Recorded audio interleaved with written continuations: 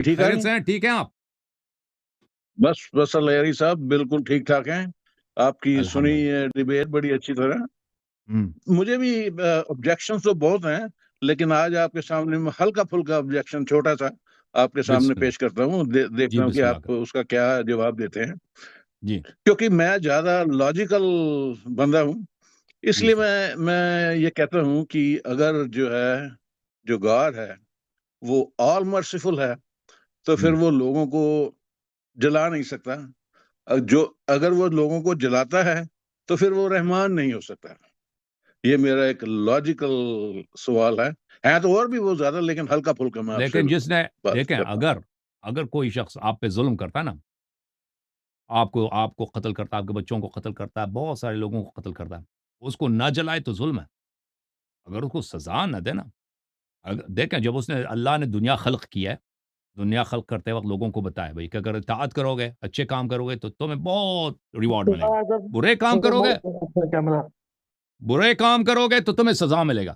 ٹھیک ہے نا؟ اگر یہ سزا جھوٹی وعدہ دے دے نا، تو سزا اس وعدے کا کوئی فائدہ نہیں ہے. کیونکہ لوگ تو یہی کہیں گے کہ بھئی وعدہ ہی جھوٹی ہے، ہم جو مرضی کریں وہ تو ہمارے ساتھ اچھا برتاؤ کرے گا، ہے کہ نہیں؟ تو حکمت کا تقاضا یہ ہے، ایک عادل بادشاہ کا تقاضا یہ ہے کہ وہ جو کہتا ہے کہ میں سزا دوں گا، اس کا وعدہ صحیح ہو. اگر جھوٹا وعدہ دے دے یا شروع سے کہہ دے کہ جو مرضی کرو، میں تمہیں اچھے پل کھلاؤں گا، اچھے کھانے، اچھا پارٹی دوں گا، تو پھر لوگ جو مرضی کریں نا دنیا میں. کوئی آپ کو قتل کرے، کوئی آپ کو ذبح کرے، کوئی آپ کے دانت نکال دے، کوئی ریپ کرے، جو بھی مرضی کرے، تو لوگ تو باز نہیں آئیں گے نا، کہیں گے کچھ ہو تو اس کا کوئی برا نتیجہ ہے نہیں. ہم برے کام نہ کریں. تو اس لیے اس کا وعدہ دینا اصل میں وہ وعید ہوتا ہے. وعدہ دینا کہ میں تمہیں سزا دوں گا، یہ سچا ہونا چاہیے. اور تو یہ وعدے کے لحاظ سے پھر جب آخرت میں جاتے ہیں نا، ایک شخص نے اس نے بہت سارے لوگوں کو قتل کیا، اس نے فلاں فلاں کو ریپ کیا، فلاں فلاں کو قتل کیا. اب اگر اس کو سزا نہ دے تو یہ جن لوگوں کے ساتھ یہ ظلم ہوا، ان پہ کے ساتھ بے انصافی ہے. سن رہے ہیں نا؟ ہے کہ نہیں بھائی؟ میں نے آپ کا جواب سنا ہے. اگر اس نے سزا ہی دینی ہے، جلانا ہی ہے، تو پھر کم سے کم وہ اپنے آپ کو آل مرسیفل یا رحمان کرنا بند کر دے، تو پھر نہیں، میں آپ کی آرگیومنٹ کو تسلیم کر لوں گا کہ الرحمان کا دونوں نہیں مطلب یہ ہوتے. ہے، الرحمان کا مطلب یہ ہے کہ الرحمان کا مطلب ہے دنیا میں سب کے لیے اس کی رحمت ہے. الرحمان کا مطلب یہ نہیں کہ آخرت میں کفار کے لیے رحمت ہے. الرحمان کا مطلب یہ ہے کہ دنیا میں کوئی خدا کا دشمن بھی ہے، کوئی جتنا بھی بدماش ہے، وہ اللہ کی رحمتوں میں رہے گا. وہ اس کی یہاں پہ پذیرائی ہوگی. کھانا ملے گا، ہوا ملے گا، پانی ملے گا، جو سب کچھ ملے گا. جو دوسروں کو ملتا ہے وہ بھی ملے گا. لیکن آخرت میں اللہ نے نہیں بولا کہ آخرت میں بھی مرسیفل ہوں ظالمین کے لیے، یہ نہیں بولا.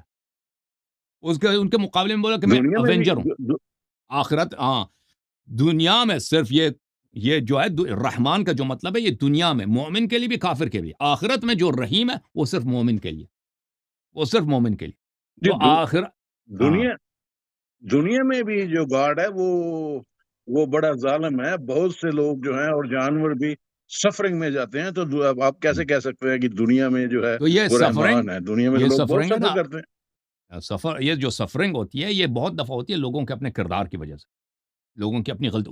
اس کا فعل نہیں ہے. جو سفرنگ اس کا وہ دیتا ہے نا، وہ آپ کے لیے بہترین کام ہے. وہ اس طرح جو دوائی آپ کو ملتی ہے نا، دوائی کڑوی ہے، بچہ پسند نہیں کرتا، کہتا ہے یہ غلط ہے، لیکن وہ دوائی بہت ہی اہم ہے. آپ کو دوائی ملتی ہے، ٹھیک ہے نا. ایک سفرنگ ہوتی ہے لوگوں کے کرتوت ہے نا. کسی نے آپ کو قتل کیا، یہ اللہ نے تو نہیں کیا، لوگوں نے کیا نا. یہ اس کی اس نے کہا تھا قتل نہ کرو. کسی نے آپ کو مارا، کسی نے آپ کو گالی دی، یہ تو اللہ تو نہیں، یہ تو اس کی ذمہ داری نہیں ہے نا، یہ تو آپ دنیا والوں کی ہے. اچھا، جو اس کا اپنا فعل ہے، مثلا کسی کو بیماری ہوگی، کینسر لوگوں نے نہیں دیا، اللہ نے دیا.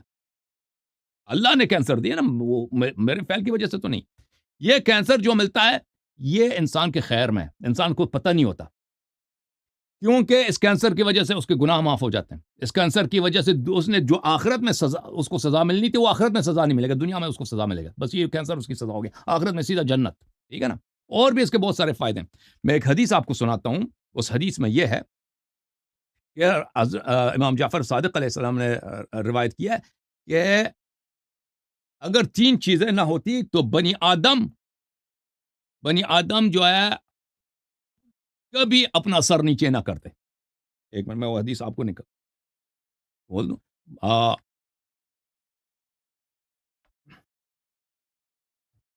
میں یہ حدیث کھولتا ہوں آپ کی خدمت میں، اجازت دیں. 3 چیزیں اگر نہ ہوتی تو بنی آدم کبھی بھی اپنا سر خم نہ کرتے. وہ کیا چیز ہے؟ ایک موت ہے، ایک بیماری ہے، اور ایک غربت ہے. یہ بیماری، موت اور غربت یہ بہت ہی اہم ہے زندگی میں. اگر یہ نہ ہو تو لوگ مغرور ہو جائیں، تکبر کر جائیں، اور ایک دوسرے کا گوشت یعنی ایک دوسرے پہ ظلم کریں. انہی کی وجہ سے ہے کہ لوگ جو ہیں کچھ ان میں انکسار آ جاتا ہے، اور اس کے باوجود لوگ مغرور ہوتے ہیں، طغیان کرتے ہیں، ریبیل کرتے ہیں. سمجھ میں نا بات آپ کو؟ اور جہاں پر جانوروں کا تعلق ہے، جانور اگر سفرنگ کرتے ہیں تو جانوروں کو وَإِذَا الْوُحُوشُ حُشِرَتْ، اللہ تعالیٰ قیامت کے دن جو دنیا جانور میں سفر کیا ان لوگوں کو اللہ تعالیٰ ان کو اجر دے گا، اور جن لوگوں نے جانوروں پہ ظلم کیا اللہ تعالیٰ ان کو سزا دے گا. یہ سب اس کا حساب کتاب ہے. اگر حساب کتاب نہ ہوتا نا تو پھر صحیح بات ہے، ظلم ہے. لیکن اگر حساب کتاب ہے، اجر ملے گا، سزا ملے گا، تو پھر کوئی ظلم نہیں، کوئی ظلم نہیں. ٹھیک ہے نا پال بھائی؟